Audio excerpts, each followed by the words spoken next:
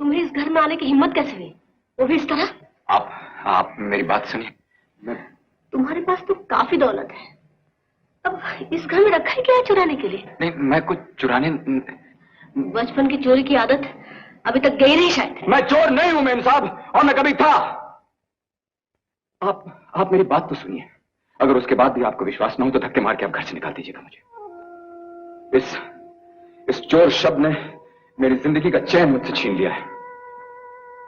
बचपन में एक बार आपने मुझे चोर कहा था, और वो आवाज आज तक मेरे कानों में गूंज रही है। उस चुपती हुई आवाज से बचने के लिए मैंने अपने आप को शराब में डुबो दिया, लेकिन अब वो कमबख्त भी असर नहीं करती। शराब के नशे को चीर कर वो आवाज अब मुझ तक आने लगी है। मेम साहब,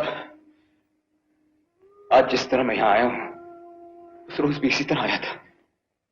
मैं यहां कुछ चुराने नहीं, मैं तो आपको ये हार वापस करने आया। मेम साहब, मैंने जिंदगी में सिर्फ एक बार चोरी की थी, वो भी आपके किए हुए वादे को निभाने के लिए।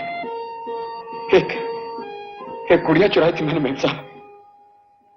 आज इस हार के साथ उस चुराई हुई गुड़िया की कीमत भी चुका दी मैंने।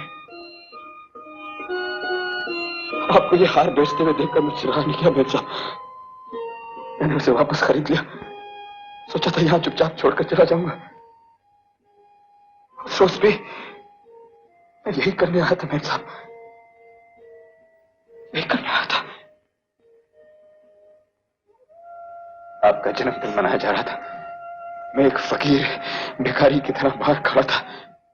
मुझे अंदर नहीं आने दिया जा रहा था मेम साहब, और मैं तो वादे के मुताबिक आपकी गुड़िया लाया था आपको तोहफा देने के लिए। इसीलिए मैं खिड़की के रास्ते ऊपर आया। मैं यहां आया तो मैंने आपके हार में आपकी तस्वीर देखी। उसके सामने रो रो के मैंने आपसे शिकायत की। मैंने कहा देखो मेम साहब, ये लोग मुझे आपसे मिलने नहीं देते। मैं यतीम हूं, गरीब हूं, तो ये कोई जुर्म है, कोई गुनाह है?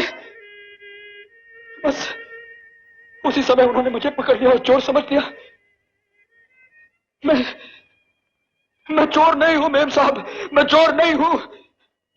और अगर आप इसी तरह मुझे चोर समझते रहे तो मैं अपनी जान।